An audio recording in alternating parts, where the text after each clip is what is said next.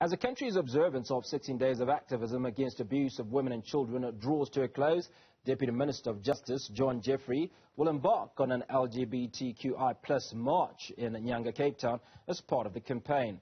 The department explains how the LGBTIQ plus community faces prejudice, discrimination and violence in their daily lives, and how important it is to include the community to prevent hate crimes and GBV in all its forms. The protest will be held in two parts tomorrow. The first, a march from Philippi to Nyanga, and the second, a community engagement at the Zolani Center Auditorium in Nyanga. Joining us to discuss the importance of including marginalised groups when dealing with GBV and violent crimes is Deputy Minister John Jeffery. Mr. Jeffery, very good morning. Thank you for speaking to us.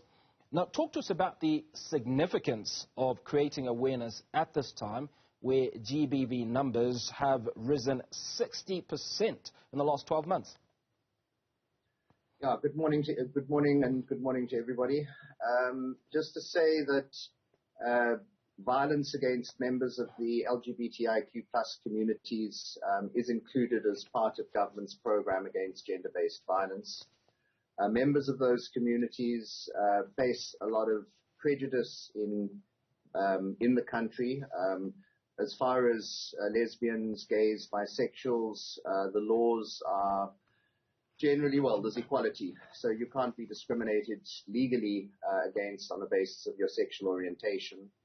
But however, in communities, there's a lot of prejudice, a lot of attacks on people for their sexual identity and, for their sexual orientation and their gender identity.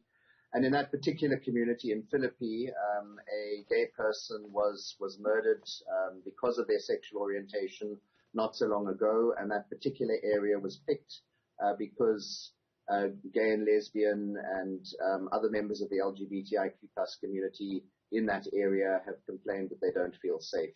So the idea is to basically bring awareness with the march and then engage with the community in a community meeting afterwards.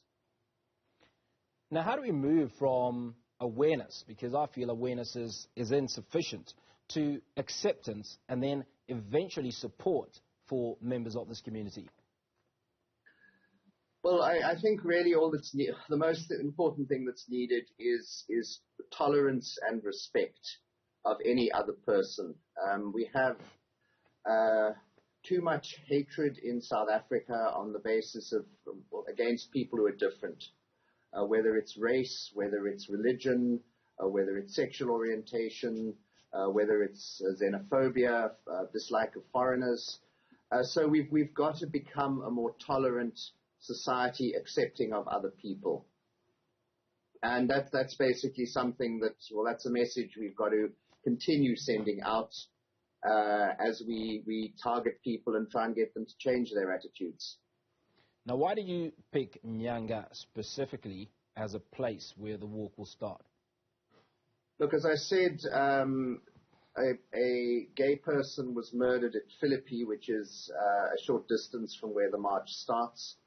And people from the Philippi and Nyanga areas, gay and lesbian people from the LGBTIQ plus community, have complained that they don't feel safe.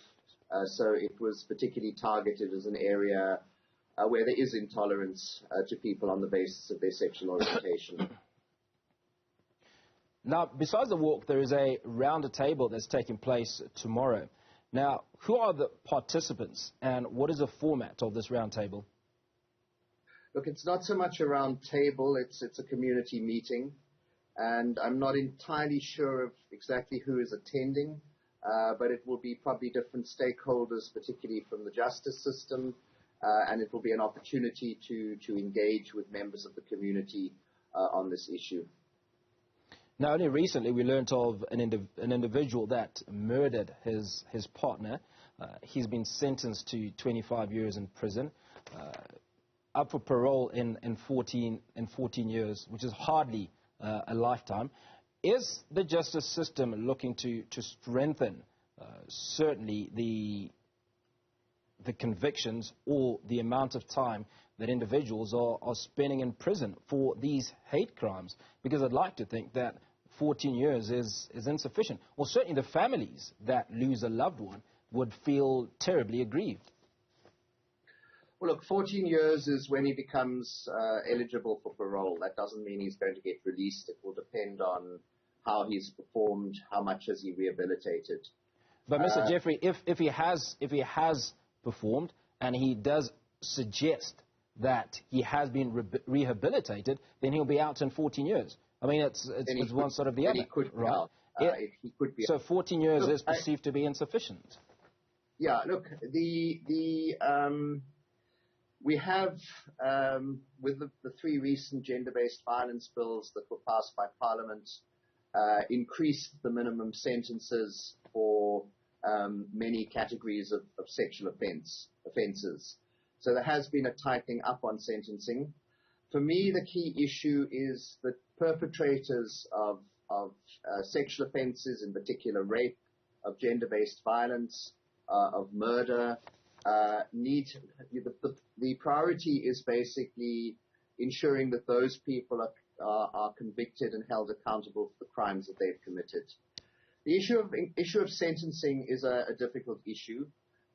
We have introduced a number of years ago mandatory life sentences for serious offences, and the problem is that the prison numbers are increasing. And questions are being asked as to, is this the best way of dealing with people, of locking them up and throwing away the key? We do also need to look at the issue of rehabilitation so that they can account for what they've done, but that they can also live meaningful lives rather than just be thrown away by society. Mr. Jeffery, appreciate your time this morning. Deputy Minister of Justice and Constitutional Development, John Jeffery.